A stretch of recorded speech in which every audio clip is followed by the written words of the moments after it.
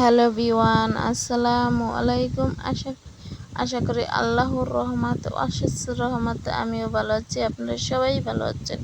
প্রথমে আমি এই জায়গায় তাল একটা গুলে নিছি, তালটা আমি গুলাটা দেখাইতে নিয়ে ভিডিও করে, তার জন্য আপনারা আমার এই ক্ষমা দৃষ্টিকে দেখবেন।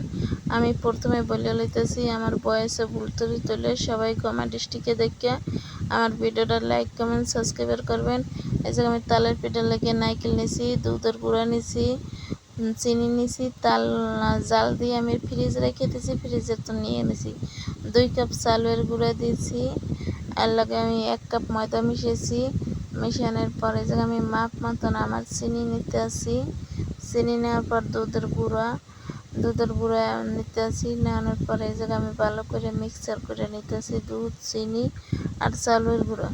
তারপর আমি নারকেল দিতে আসি। এই জায়গায় আমি 2টা নারকেল ভেঙে নিছি, ভেঙে সাথে সাথে আমি কুড়াইয়ে নিছি। নারকেলের লাগে আমি তালও দিতে আসি। তালটা একটু লেট হইতে পারে, তালটা আমি দিতে আসি। সব কিছু তো একে একে দিতে হইব। তালটা আমি যখন কি সুন্দর চুলায় জাল দিয়ে তালটা আমি রেখে দিছি, সুন্দর একটা কালার হয়েছে তালের।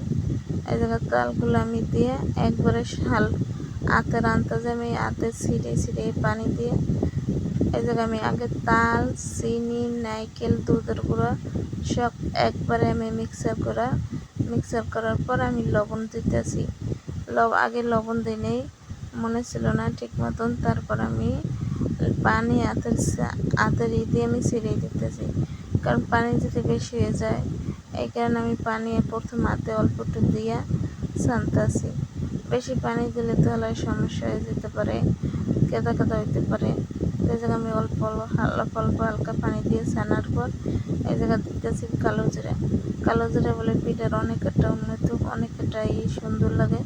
তা কালো জিরা করে দিয়ে সুন্দর করে এই জায়গায় কালো জিরা দিতেছি। কালো জিরা দিয়ে আবার হালকা একটু ছানা দিয়ে 30 মিনিট রেখে দিয়েছি। 30 মিনিট রাখার পর সুজিটা একটু ফুটবে, এই কারণে।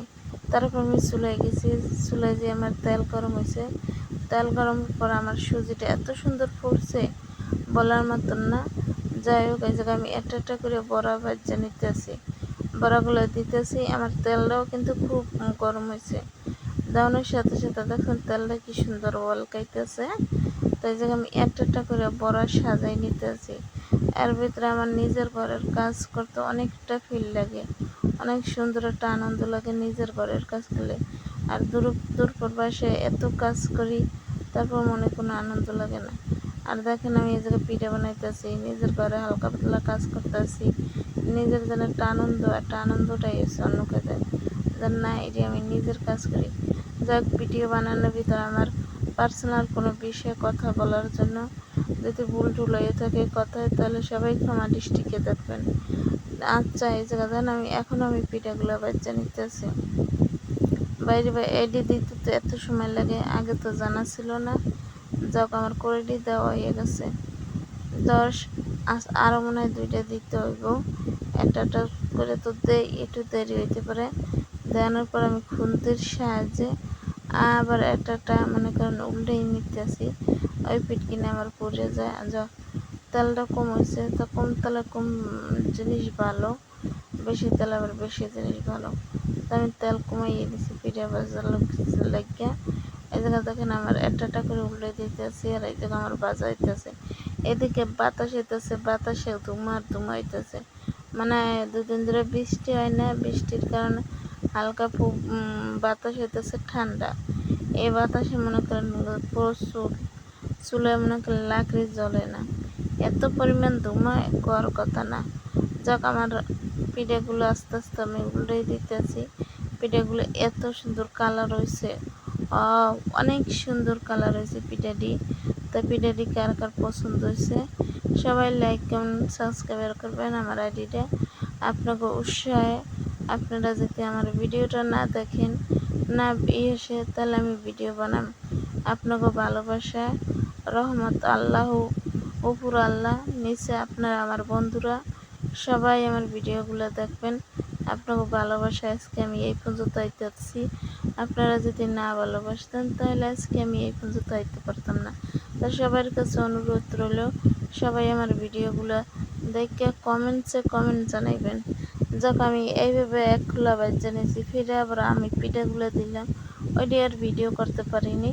তো এই জায়গায় দেখেন আমার পিঠাগুলো একে একে সব ভাজতেছি, বা এই জায়গায় একটা করে উল্টে দিতে হয়, খুন্তি দিয়ে বারবার একবার উল্টান যায় না, তাহলে মনে করেন উল্টান যায় যেহেতু এই জায়গায় আমি আগে পিছিয়ে বাজলেও আমার এটি খেয়াল থাকে না, তারপর আমি খুন্তিতে উল্টাই লিখতেছি।